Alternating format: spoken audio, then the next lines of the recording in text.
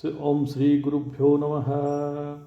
सब प्रकार के भय का जन्म अकर्तव्य तथा अविवेक से ही होता है, अथवा जो करना चाहिए उसके न करने से, अथवा जो नहीं करना चाहिए उसके करने से, और निज ज्ञान के अनादर से ही सब प्रकार के भय उत्पन्न होते हैं। यह सभी को मान्य होगा कि देहाभिमान के बिना किसी भी प्रकार का भय हो ही नहीं सकता, और देहाभिमान की उत्पत्ति एकमात्र निज ज्ञान के अनादर से ही होती है। देहाभिमान के गल जाने पर निर्वासना आ जाती है, और निर्वासना आ जाने पर सब प्रकार के भय स्वतः मिट जाते हैं। अब यदि कोई कहे कि देहाभिमान क्या है,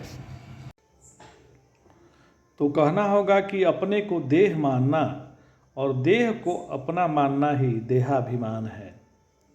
जब हम अपने को देह मान लेते हैं अथवा देह को अपना मान लेते हैं, तभी वासनाओं की उत्पत्ति होती है। कारण ऐसी कोई वासना हो ही नहीं सकती जिसका जन्म देह में अहम बुद्धि से न हो। भय दो प्रकार से प्रतीत होता है, एक तो अपने में से और दूसरा समाज आदि की ओर से। जो भय अपने में से उत्पन्न होता है, जैसे मृत्यु, परिवर्तन, अभाव आदि का भय, उसका एकमात्र कारण अविवेक है और कुछ नहीं। जो भय बाहर से आते हुए प्रतीत होता है, उनका एकमात्र कारण है कर्तव्य परायण न होना, अथवा वह करना जो नहीं करना चाहिए। अर्थात समाज के सामने हमने अपने आप को जिस मान्यता के आधार पर प्रकाशित किया है, उस मान्यता के अनुरूप जो विधान है उसका यथावत पालन न करना, अथवा जो विधान है उसका यथावत पालन, उसके जो विधान है उसके विपरीत पालन करना, इससे हमें भय उत्पन्न होता है। यह सभी को मान्य होगा कि किसी भी भाई बहन के समाज के समक्ष अपने को दुराचारी, मिथ्यावादी,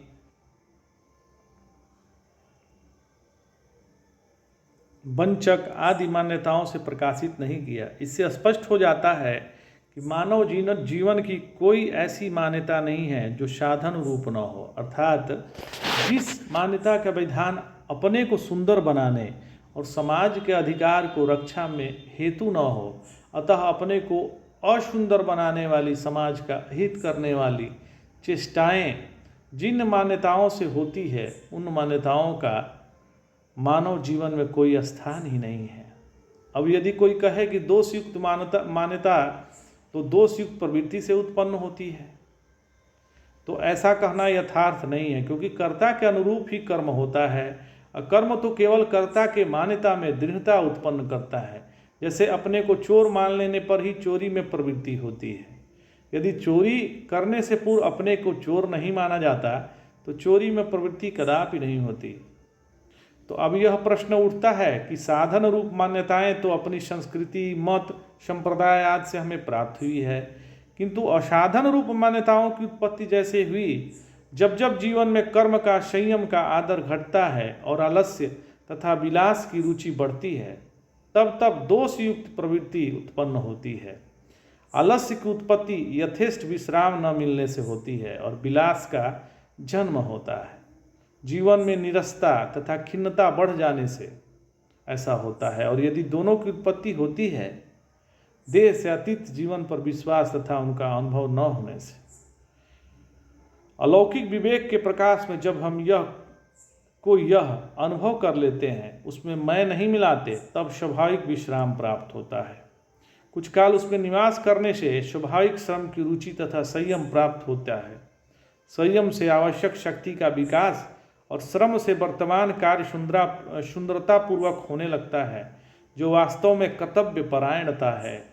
जो कार्य सुंदरतापूर्वक होने लगता है, उसके समाज के अधिकार सुरक्षित हो जाते हैं। कारण समाज के अधिकार का समूह ही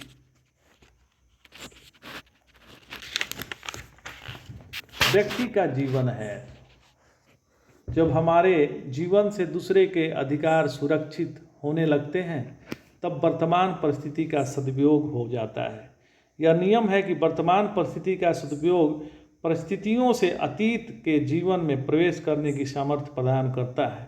अथवा उत्कृष्ट परिस्थितियों को प्राप्त कराता है। हम चाहे किसी भी पद्धति, संस्कृति, मत आदि को मानते हों, यदि हमारे जीवन में वर्तमान के सदुपयोग द्वारा समाज के अधिकार सुरक्षित रहते हैं तो हम बड़ी ही सुगमता से बाहर से आने वाले जो भय हैं उनसे मुक्त हो जाते हैं।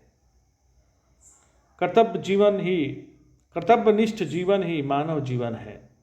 अतः साधक प्रत्येक दशा में अपने कर्तव्य का पालन कर सकता है, क्योंकि प्रत्येक दशा कर्तव्य का क्षेत्र है और कुछ नहीं।